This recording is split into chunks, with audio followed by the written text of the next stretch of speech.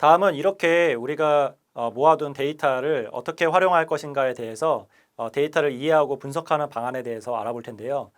보통 이제 구글 애널리틱스를 많이 사용을 하기 때문에 구글 애널리틱스에 대해서 알아보도록 하겠습니다. 여러분들이 랜딩 페이지에 구글 애널리틱스를 설치를 하시면 구글 애널리틱스 홈에서 이러한 화면들을 보실 수가 있을 거예요. 왼쪽에 여러 가지 메뉴들이 있는데 이것들을 통해서 우리가 퍼널들을 어떻게 구성하고 어디서 유입되고 어디서 이탈되는지 이런 것들에 대해서 볼 수가 있습니다. 그래서 우리가 정해놓은 퍼널이 인지, 흥미, 질문, 행동, 옹호가 있다면 이 구글 애널리틱스에서는 랜딩으로 들어온 그러한 데이터들을 볼 수 있기 때문에 행동 퍼널에 속한 것들을 조금 더 구체적으로 볼 수가 있습니다. 그래서 여기에서 왼쪽에 있는 메뉴를 보시면 획득과 행동과 전환이 있는데요. 이 획득, 행동, 전환이 행동에 포함되는 수치들이죠.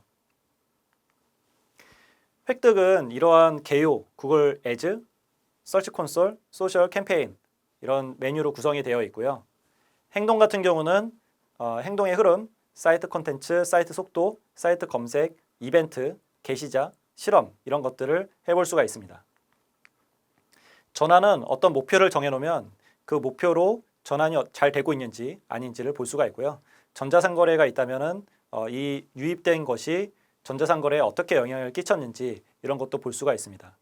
다채널 유입 경로나 기여 이런 것들도 전환해서 볼 수가 있습니다. 구글 애널리틱스는 맞춤 보고서를 만들 수가 있어서 내가 원하는 맞춤 보고서를 만들어서 일 단위로 혹은 월 단위로 받아서 어떻게 우리가 보고자 하는 데이터를 잘 변화해 나가고 있는지 어떻게 실험들이 잘 되고 있는지를 볼 수 있는 그런 보고서를 직접 만들 수가 있고요. 저 같은 경우는 이런 식으로 어디서 유입되고 유입별 문의당 비용은 얼마인가 이런 맞춤 보고서를 만들어서 제공을 받고 있습니다. 그리고 홈페이지에서 어떤 경로를 둘러보는가 이런 것도 유익 맞춤 보고서를 지정을 해서 살펴보고 있고요. 우선 구글 애널리틱스의 계정은 애널리틱스의 최상위 구성 요소이고 계정 아래 속성과 보기가 있습니다. 속성은 한 계정 내에서 여러 개의 속성 생성이 가능한데 최대 50개까지 만들 수가 있고요. 속성 단위로 추적 코드를 따로 발급을 할 수가 있습니다. 보기는 보고서에 액세스하는 지점이고요. 속성 데이터를 지정한 설정에 따라서 조회가 되고 최대 25개까지 생성이 가능합니다.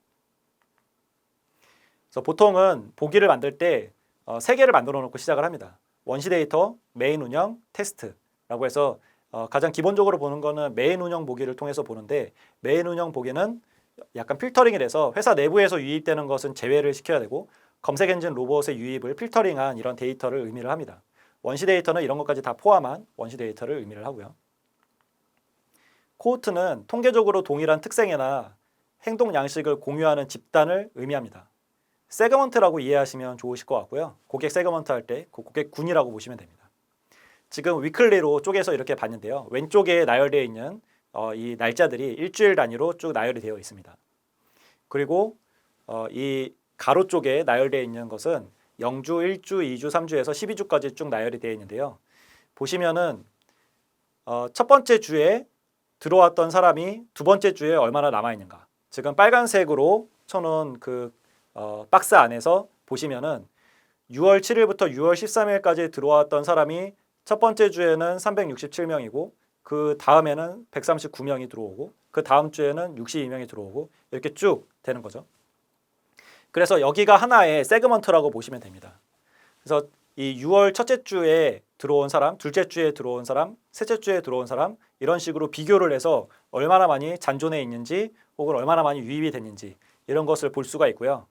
여기 보시면은 색깔이 나눠져 있는데 색깔이 진할수록 많이 유입이 된 거죠. 일정 수치 이상이 됐을 때 색이 변하게 됩니다.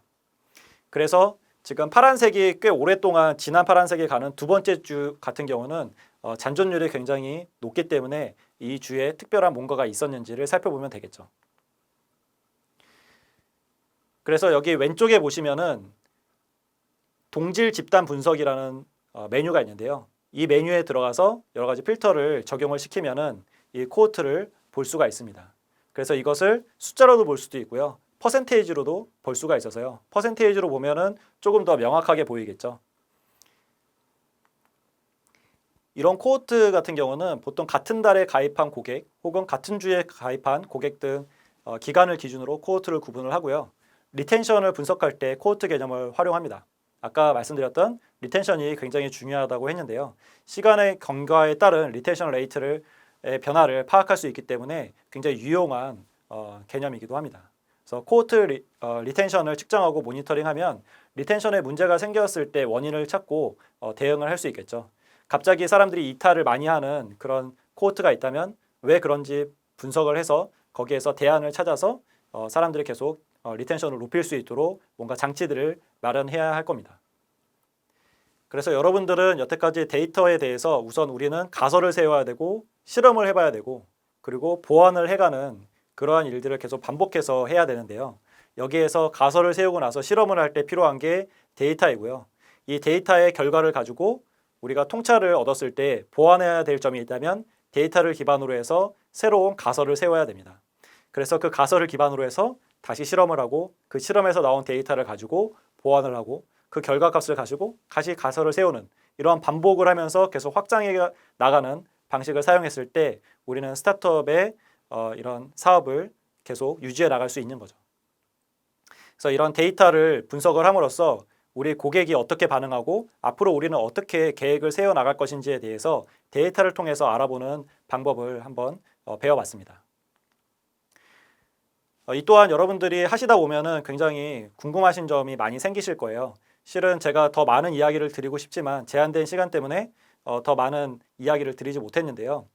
이 정도 개념만 가지고 계셔도 앞으로 이 데이터에 대해서 학습해 나가실 때 도움이 많이 될 것이라고 생각이 됩니다.